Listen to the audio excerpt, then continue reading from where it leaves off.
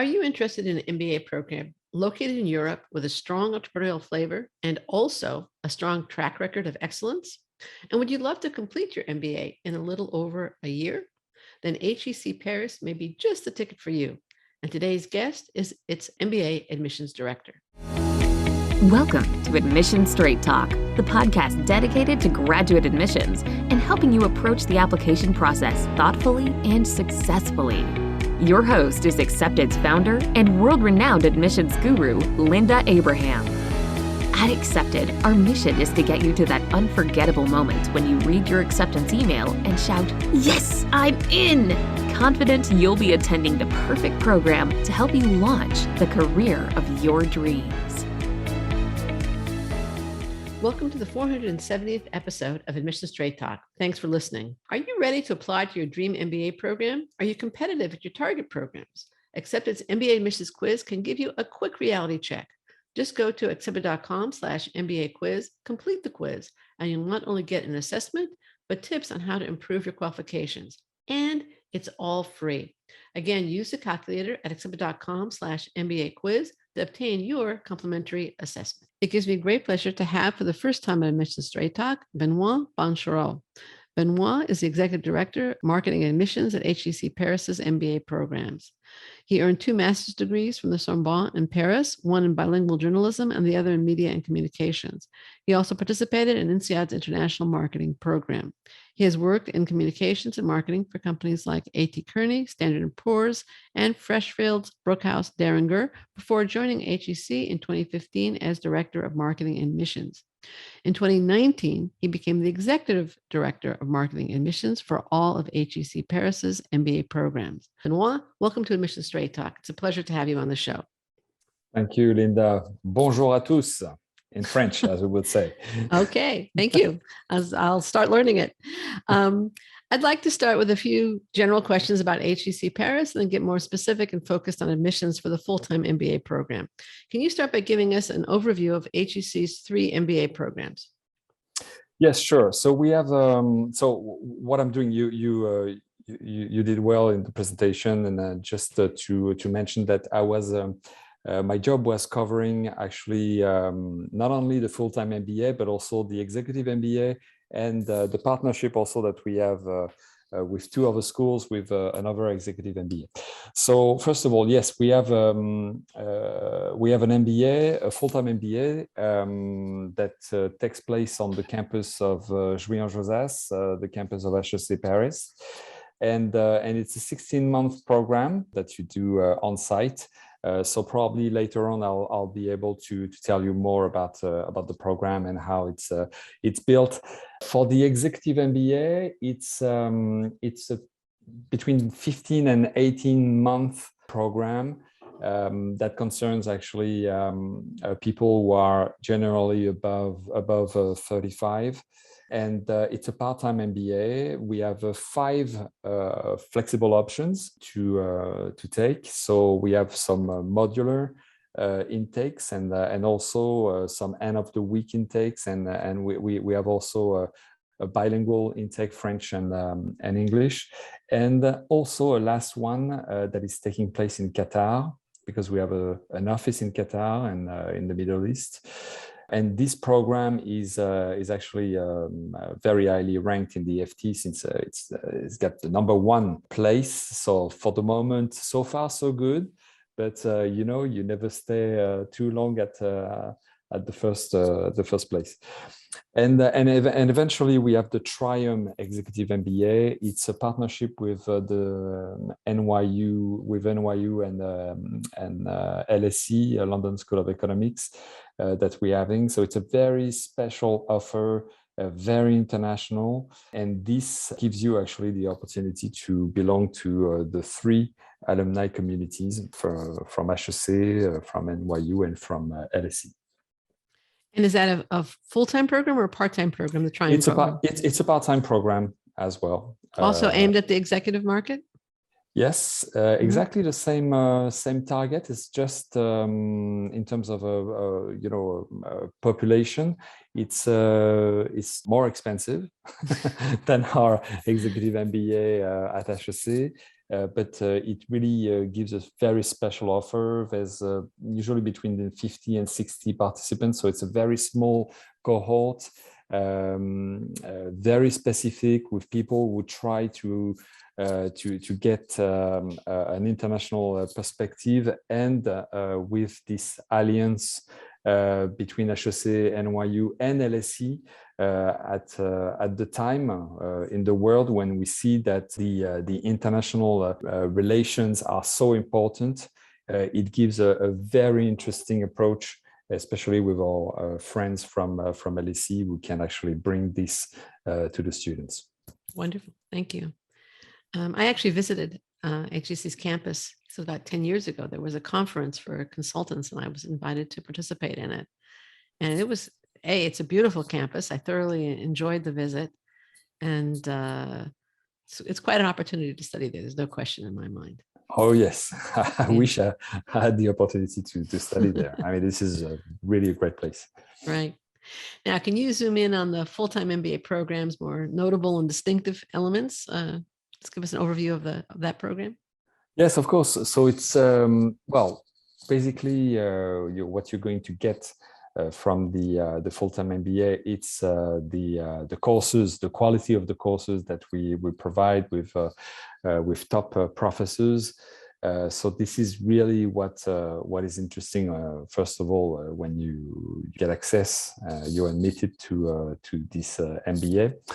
And then the way that it's structured, we have a fundamental phase, first of all, that lasts 8 months. And then it's followed by a customized phase that lasts also 8 months. So it could be an international exchange, it could be a specialization, it could be actually many things. It's really à la carte. Like you say, on the menu, and which is actually very appreciated by the participants, because you can really design your own way of doing this MBA. Of course, the first part, that is the fundamental phase, it's compulsory for everyone. You can't actually choose corporate finance or not, marketing or not, operations or not. But this is really appreciated. Again, I'm telling you this by the participants. And what is also liked by our participants, it's what we're trying to introduce during the MBA. It's the learning by doing. We are really careful about that, because you can attend a lot of conferences, a lot of speeches about leadership, and you would probably enjoy it, and very much. But at the same time, it doesn't mean that you will be able to do it. I mean, you have been inspired, but are you able really to demonstrate on the ground that you can apply it, what you have learned? And this is really what it's about. So there are many elements during the full-time MBA where you have the possibility of showing that you can learn by doing. You have also some real-time problem-solving workshops and initiatives, so that you can actually discover who you are truly in terms of leader, and where you have to actually, on which part you have to work to improve your leadership, and you discover yourself on that side, which is actually also something that is looked after by the participants. And of course, the most important thing about this full-time MBA is that where are you going to get a job? And so people are coming to do a career transformation, and which is actually, I'm not saying that the courses are not important, but courses are important, but really what really matters is where you're going to land after your MBA, what kind of job you're going to find. Are you going to achieve this transformation that you're looking after? And this is what we make sure happens. It's this transformation, and we have usually we gauge this by actually 3 levels, which is the change of sector, the change of function, and the change of country. And we have actually 80% of our students who are managing to do 2 of those 3 changes, and 40%, which is actually quite a lot, who do actually what we call the triple jump. And I'm always amazed to see this because it really means that you have left the job that you had, you have left the country where you were living. Yeah. And to have a better future, and actually you getting this future because 93% of our cohort is finding a job 3 months after being graduated, so which is reassuring that it's a good program to do, and where they land is just amazing, and especially knowing that where they started. And then after where they land, I mean, this is a very, very big transformation that they can do. That's great. Now, one of the things I think it's almost surprising in terms of the transformation that they create is the fact that it is only a 16-month program. What role, and I know you have a September and a January intake. Now, certainly in the United States, the common wisdom is that if you're going to make a career change, whether it's function, industry, both, location, whatever it is, an internship really facilitates that career change. Yes. In a 16-month program, when or do you do an internship? So this is, Linda, this is very interesting because your question is coming from someone who lives in the US. Absolutely. Who thinks that actually 16 months is short.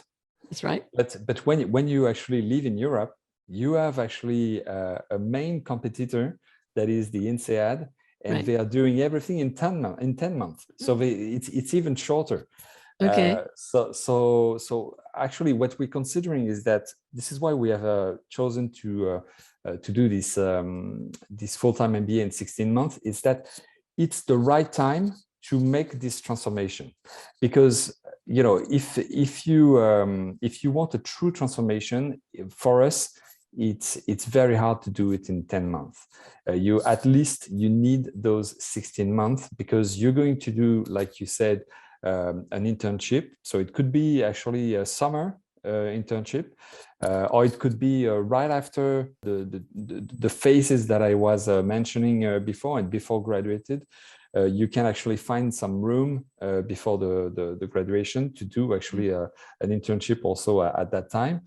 And while you are doing actually the fundamental phase and while you are doing the specialization phase, of course, you are following a curriculum from day one, a career curriculum. So you are in contact with our staff in the career center, and they're trying really to find and to help you to find actually what you're going to do and what you want to achieve. So it really means that you need to know exactly where you want to go. You need to know yourself also, and then you need to match the two, to match yourself with actually your expectation in the market to see exactly what you can do.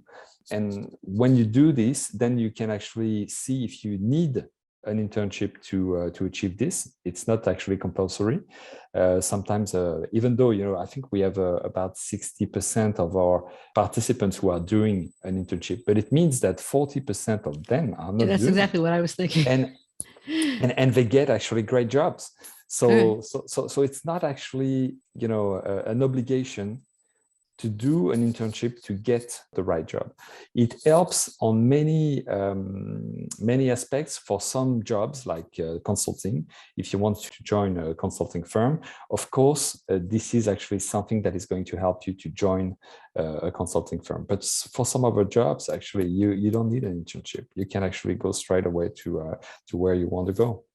Okay, great. Thank you. That's a very thorough answer. Wonderful.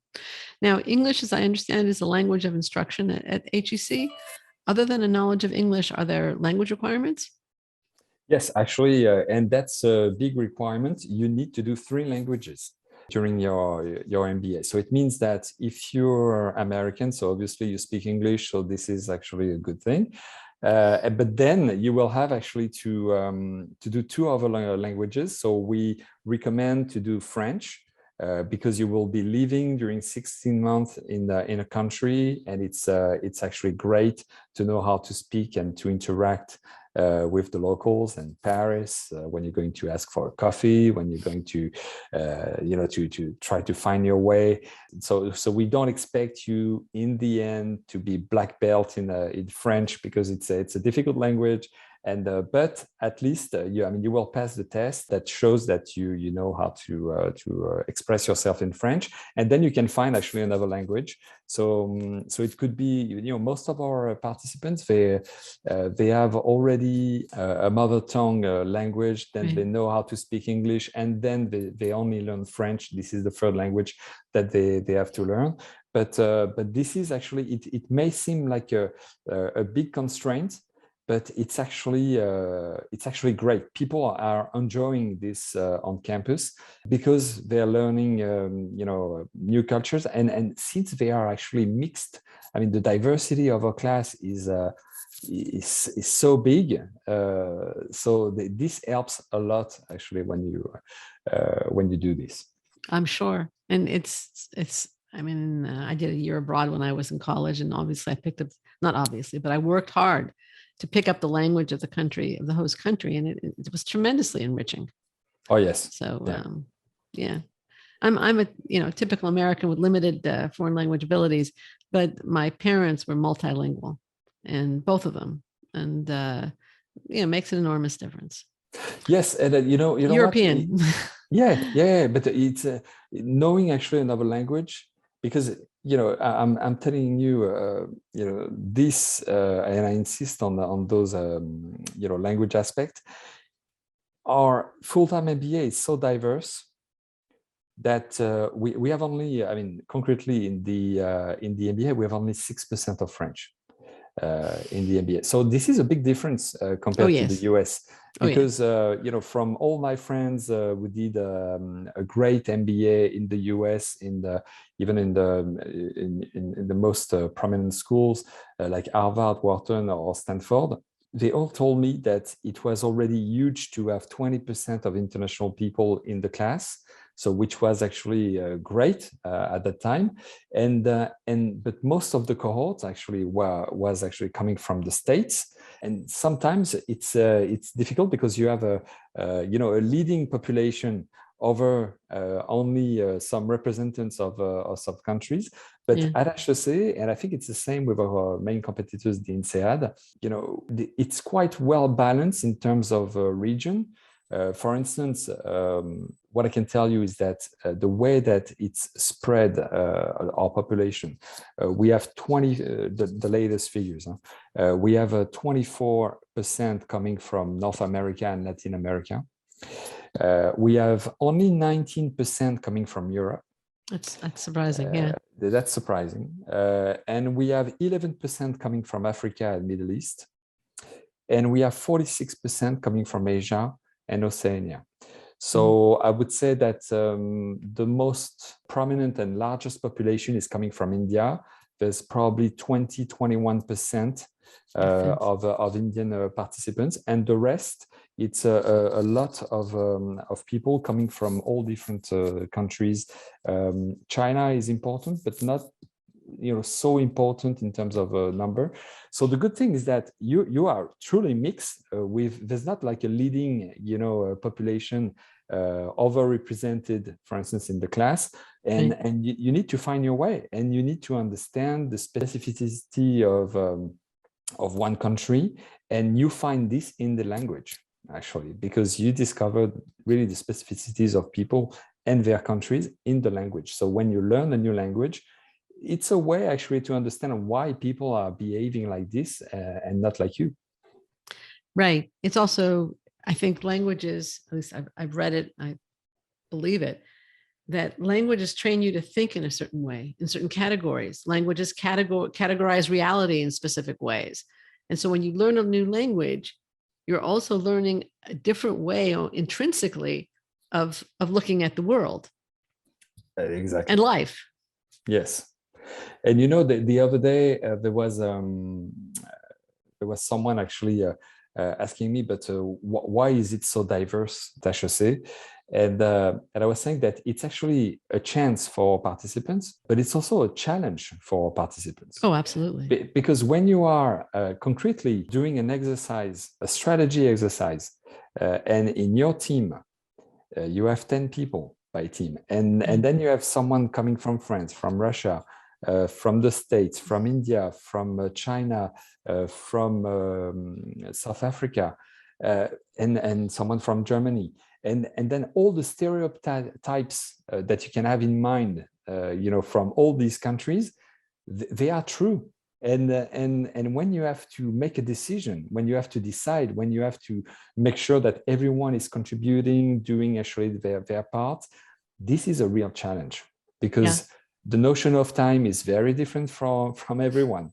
The notion of rigor is very different also from everyone. It doesn't mean that they are not reaching the same conclusion in the end, but there's actually different paths that lead to the conclusion. And this is a real challenge.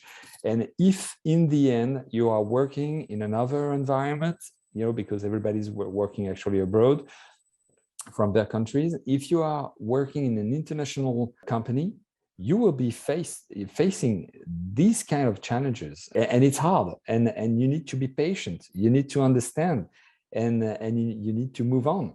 And that's actually something that is really in the DNA of this full-time MBA, because of the diversity that we find here. There's also this diversity, and there's one element that 94% of your students have in common, and that is they're all doing this in a non-native setting. Exactly. So exactly. So and I say, and I'm always amazed, and again, when I I told you this earlier, but now I'm getting old, and but I just try to remember me when I was 25 or 30 years old. It's a big thing to quit your job and to travel all over the world to one place that is Paris, and then you're going to do something completely new. You're hoping for a better future, and you're going to be mixed with some people that you have no idea of. But the beauty of it is that they're going to unleash also some strength and some opportunities that are actually just amazing, because everyone is a door actually to another universe, and something that you were not aware of. You were living in where you were living, and you thought that the world was like this, and suddenly you discover that there's so many jobs that you didn't have in mind, and they were great, and you are inspired by actually the people who are around you in your cohort, and that's a richness, truly. Absolutely. And that's one of the beauties of an international experience. Let's turn to the application. Now, HEC requires the GMAT or the GRE. Are there any plans to accept the executive assessment or other tests? Are you considering introducing test waivers? So there's two different situations. For the executive MBA, the GMAT and the GRE are not compulsory. You can do an executive assessment. If you don't do it, we have our own test that we do during the interviews. But this is very specific for the executive MBA. When we're talking about the full-time MBA, we need actually to rely on those tests, and to follow also the requirements that are necessary to make sure that we are recognized internationally, and that we are recruiting on actually with the same tools that all the other business schools in the same range are using. And I think it's quite important that we do that, because after we do our own selection, and this is very specific from one business school to another, but at least we're starting from the same basis, from the same elements, to make our judgment and to reach a conclusion. So here at HEC, we don't do waivers. If you really want to join us and do your full-time MBA, you need to sit for the GMAT or you need to sit for the GRE.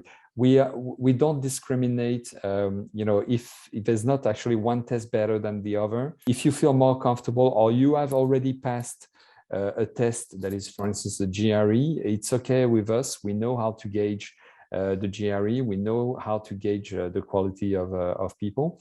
And during the COVID, we had because the test centers Right. were closed, and before ETS and the GMAC decided to do their test online, there was actually a period of time that when actually we were blind. We didn't There were have no actually tests. any test, and so because we were actually quite also confident on our recruitment. With the time, we have decided to say it's okay. We can actually give you an answer whether you will be admitted or not without the test, and we will not go back on this. But before you arrive on campus, when the test centers will be open, we expect from you to pass the test. And if it's not only to do it actually for us, it's also to do it for you, because during your career journey, especially if you want to do consulting or if you want to work in finance, the recruiters are going to ask, oh, by the way, what was your GMAT or what was your GRE? So you need to have this ready anyway. So this is why we had this time of tolerance, and we said we are ready to tell you if you are admitted or not without the test, but you need to take the test in the end before arriving. And this is what happened actually during the COVID. But now we are back to a normal situation, I would say, for the moment. And we're asking one of the tests. Okay. Now your class profile for the class that graduating in 2022, I guess, shows that the students have an average GMAT of 690, held from 50 countries, and that only 18.9% of applicants were accepted. So, 81% were rejected. What do you look for besides stats? Honestly, I mean, we are lucky because we have bright people who are knocking on our door, and in the end, they have a great GMAT or a great GRE. So that's actually, we're lucky with this. But we know that there's a different situation where you're going to have some people who have a lower GMAT with great CVs. Right. And you could explain this by different ways. Actually, it depends on the region, it depends on the countries, depends on this facility to do those kind of tests, like it's run by the GMAT or the GRE. So the thing is, we're still recruiting some people with, I think probably it's a 590 or 600 GMAT, just to give you an idea. And sometimes it's whether it's, like I said, something that is cultural, it could be explained this way. And sometimes it's also some people who are overwhelmed by their job. And they're trying to prepare it, but obviously it was not enough. So sometimes we ask some people to retake the GMAT because here we think that they could have done actually much better. But sometimes also we see that we're already blown away by the CV and the quality of the essays that we have seen, and we can have actually this information that it's someone, for instance, who's traveling a lot, who has a lot of difficulties to prepare the test, and we can actually be very tolerant on that side. So it's not like you have to have a 690 GMAT to get in, but it's a mix, because we have, of course, 690 GMAT. It's an average. And it means that we have 780 GMAT with us, but we have also sometimes the 600 GMAT, and it's fine with us. It's not sacred. It's not something that is actually, because also we need to take into account what you were doing. For instance, if you were a professional pianist, because it can happen. If you were, I don't know, a doctor, if you were, working in a very specific industry. We had someone recently who was working in a circus in Canada, and that was actually her passion. And but she had done a great studies before turning to the circus area, and of course she was not ready to take again those tests and to have a great result. And so for us, it was not something that was discriminative to reject someone just because the GMAT or the GRE was a little bit low. But we take into consideration also the quality of your studies, your bachelor or your master, and where you did it, and how you performed at that time. For us, this is actually, I would say, the very important side in our decision to pre-select you or not. It's actually the addition of all these elements that makes the difference, and not so much the results of the test. Honestly. What makes for a great CV? Well, the great CV is probably where you see the potential, because you're betting right on someone. You're investing in someone. Yeah. I mean, the participants are investing, of course, on themselves because they want to have a better future and a better job, and they want to, most of the time, an acceleration in their career. And this is actually the true acceleration, because most of the time, I would say that you have a normal path that is good studies, a good job during 5 years, and then you can actually suspect that there's not enough action. There's not it's the same all the time. Checking the boxes. Yeah, and it's been actually 5 years, and it's been already too long. So you really see those candidates who say, okay, well, I need to do something now just to accelerate, to stand out from the crowd. And this is really the reason why they want to do something else, or to have a better position after the full-time MBA. But I would say that for us, the great CV is that it's when you can feel that there's a strong ambition, strong motivation, the reasons also behind it. Not only, I want to make money, I want to make a lot of money. I mean, this is not enough. We can understand that it's great to make money, but, participants, I mean, the candidates need to show us that, there's a real ambition behind it, and we can read it in the CV already. So it's not only in the essay that you express this. I mean, your CV talks also for you, for yourself. For sure. Great answer. Thank you. I'll tell you what, let's turn to the essays, since you just mentioned them. HEC has 5 required essays and 1 optional. The essays cover a broad array of topics. Mm-hmm.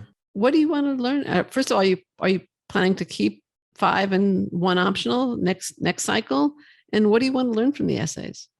Compared to the other business schools, maybe we're asking too many essays, but we are French, and we are the country of literature, of great literature, like in the US, and maybe we just it's a way for us really to see the coherence in the different essays. So this is probably why there's so many. We never question. I actually remember, I think there was a time when you had 9. Yeah, probably. Okay, probably. But that might have been INSEAD actually, but yeah, but I wouldn't be surprised. I wouldn't be surprised, because one of the things when you recruit someone and you haven't met actually this person. Of course. So most of the time we meet the candidates before they actually apply. But when you don't know a person, you really need to see if actually it's not only one speech, it's if all the speeches repeatedly are coherent in some ways. And so this is probably why we have so many essays. The last essay, the optional one that we actually recently introduced, it's mainly to cover something that maybe it will sound to you weird, but in France, when we speak about diversity, it's not like in the US. In your application form, we're not going to ask you if you are Caucasian, if you are Latino, if you are Afro-American, if you have, we're not, I mean, in France, you don't ask those questions because it's the land of equality. So, I mean, so it would mean that you will have to do a specific work to improve the equality that is actually on paper guaranteed to everyone. So when we want to to talk about diversity. What we do, and this is why we introduced this optional essay, it's for us to provide a space where you can tell us actually what is your difference. And so it could be anything. It could be you belong to the LGBT community. You are actually gifted by a skill that is to play by the ear, for instance, an instrument. You never learn how to play the music. It can be actually that you have you had an extraordinary experience to tell us, and this is, for us, this is diversity. So it's everything. And since it was impossible actually to put a box and say, okay, tick the box here to show us your diversity, anyone can come with anything, and so that it is actually taken into account in our way to assess, because we will see if you have a specific difference, if you have a specific gift, if you have anything that is specific, and you can tell it's free, this is your space, just stand out. And this is why we introduced this fifth essay. Sure. Thank you. What happens to applications after the applicant hits submit? How was their application processed and evaluated? Well, first of all, this is what I told you earlier. For us, it's very important that we meet the future applicants. So we have in place a great team who travels all over the world to meet the future applicants, because we want to know them before they apply. It is very important for us. So I'm stressing this because this is very a specificity. We take the time, we invest a lot of money in this, and the people that the future applicants are going to meet are just amazing. I mean, we have chosen those people because they are amazing. What about meeting over Zoom? Do you do that too? So it works also over Zoom, but in person. And we have resumed travels, by the way. So we are very happy about that. And you can bet that the team is very happy about that also, because we're going to meet again the future applicants. We're going to meet them in their countries. We're going to organize meetings with alumni who live there. We're going to organize all sorts of things when we're traveling like this. And this is what makes actually a difference first, because you get to know truly HEC, not only by the people who are advisors and who present the great program, of course, but also from the people who did the program. And it's very important in your decision. So this is why we do this. And then if you feel comfortable, if you have been inspired by everyone that you have met, then you apply to HEC. So what is happening after you hit the button, this is it, I finished my application. We are doing actually something that is exceptional on the market. We are able to tell you in about a month whether you'll be admitted or not. Wow, so that is trust me, it's a challenge. It's a challenge because for the team, especially because every month the race is starting again. So you finish the jury and then you are already trying to process the next actually month jury that is going to happen in 4 weeks or 5 weeks. So that's actually a big challenge. It's a challenge also for the people who applied, because it means that for us, it's to pre-select or not the people who applied. Then when we do the pre-selection, then we're going to organize the interviews. And the interviews are, it's a bit special also from Europe and from HEC. We rely a lot on our alumni.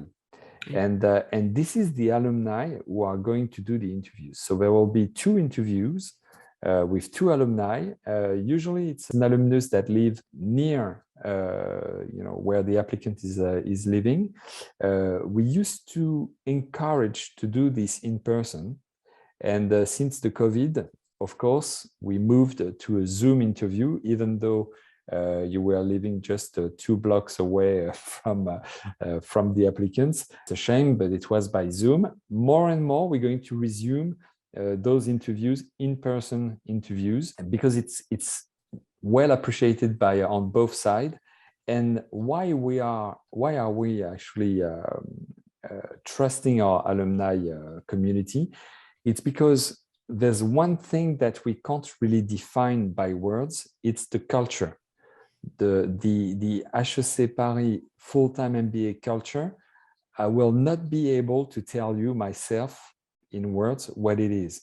And no one would be able to do that, except that if you ask the alumni community, they won't be able to tell you, but if they meet someone during the interview, they will be able to say, yes, this guy belongs to our community, this is for sure. So we are willing to tell the jury that we had actually this feeling that was a cultural feeling, a cultural fit, that this candidate could be a future participant.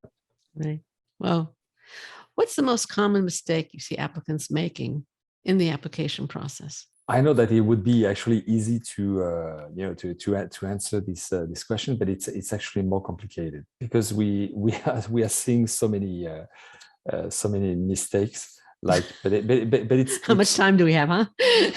but it's common mistake. Like sometimes you have someone who actually thought that had sent this application form to the INSEAD and actually sent it to HEC. So you have everything where you have actually the INSEAD everywhere. But it doesn't mean that we reject this, because we can take into consideration the fact that we understand, we know how it works, but of course it doesn't show a good sign at first. When you see this, because you're a bit upset.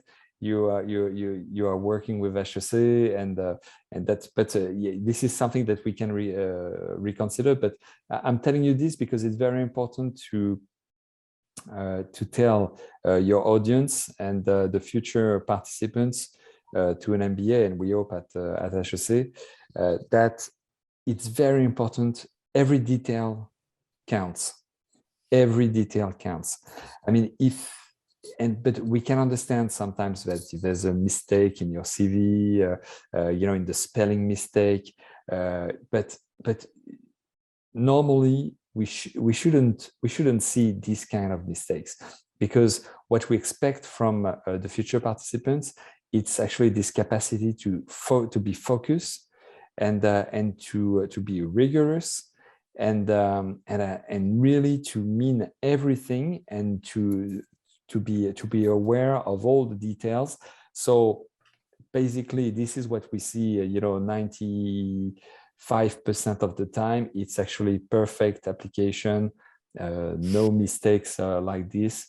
And even when we spot actually a mistake, I'm telling you, it really depends on the day that it happened, if we are actually in a good day or in a bad day, but it can be, we can be nice, but there's no like good answers, for instance, in the essay, or wrong answers.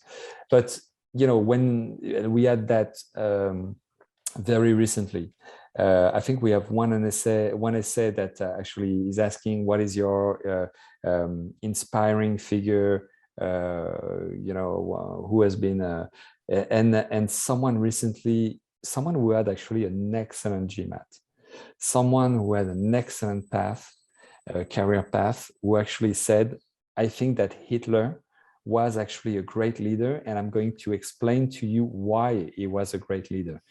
And even though you see that the person chose by provocation this leader, it doesn't show a very good judgment. A very good judgment. And it tells actually something about your personality as well, and so trying to be smart when actually it doesn't work. And but you see, I would say that's the kind of mistake, even though it's well written, that you should avoid, because even though we have a lot of humor, there's actually some aspect that where we don't laugh at all when we see this. I'm sure. Now, HEC's final deadline for the September intake is very quickly approaching. This show will air on May 17th. That deadline is June 1st. What advice do you have for applicants polishing their application and aiming for that deadline? And are seats still available? Or do you anticipate they will be available by May 17th? Should people just aim for the January intake? Yes, it's we still have actually some seats, but honestly, I mean, we're reaching the end of the recruitment. So the fact that we are, there's still a chance to get in means that you have a real chance to get in. Otherwise, we close. We could have closed, but we decided to go until the last deadline, that is in June. And so if it's still open, it means that you have a chance to get in.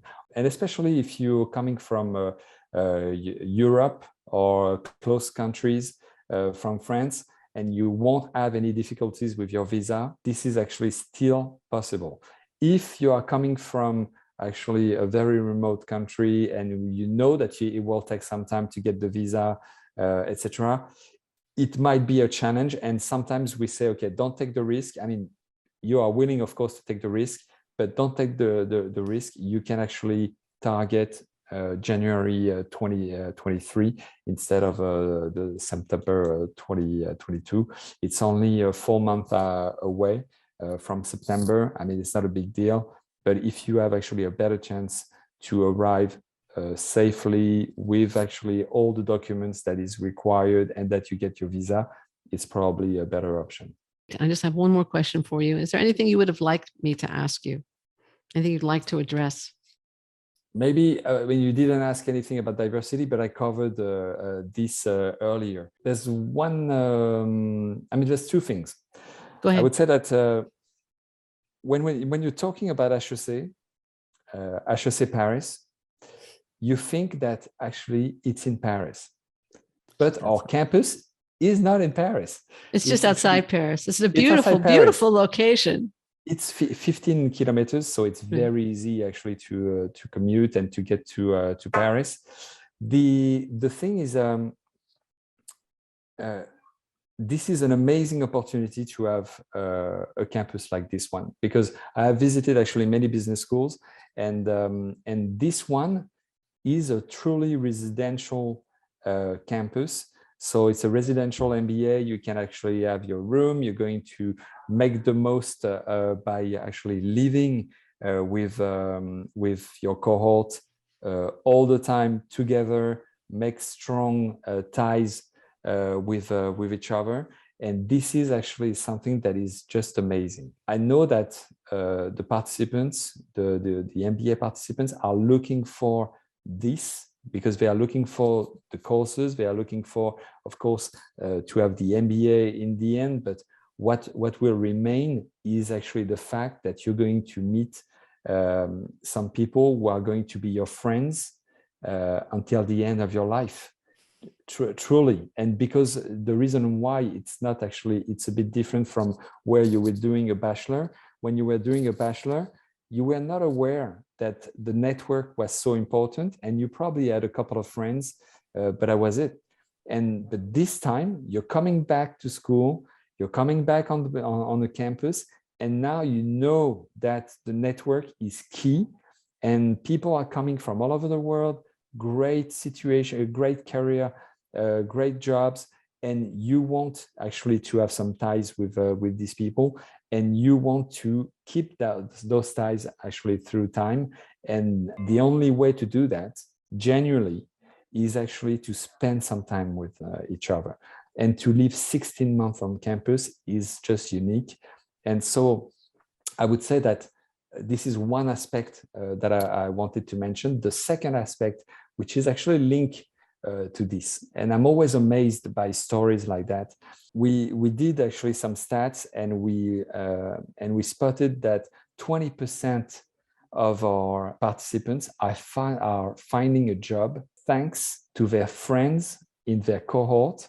So whether the cohort just behind or just after, and it's a huge number. So it means that even though, the Career Center is providing great opportunities, in the end, you will probably find a job because, and I have so many examples like that. Recently, I had a guy, he was coming from Google, and he became, and he wanted to do consulting, like the everyone who wants to do an MBA, and he arrived thinking that he was going to do that, and he's meeting actually someone who's becoming actually a great friend, and this person was working at Amazon, and each other, they just realized that actually,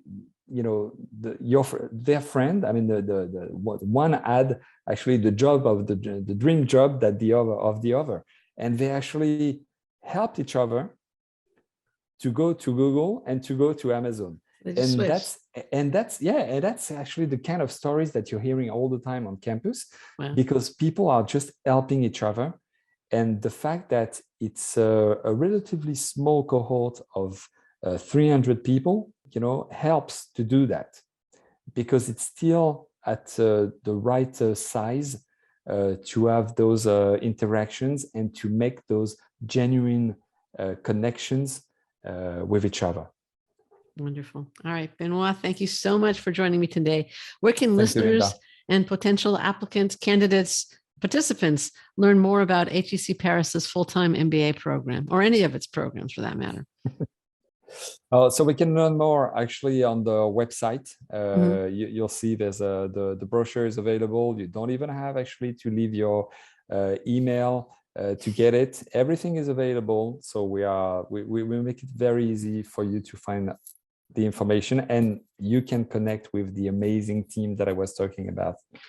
Sounds good. Sounds good. We'll include links in the show notes at accepted.com/470 to HEC's website, as well as to related articles and interviews. They're all linked to at accepted.com/470.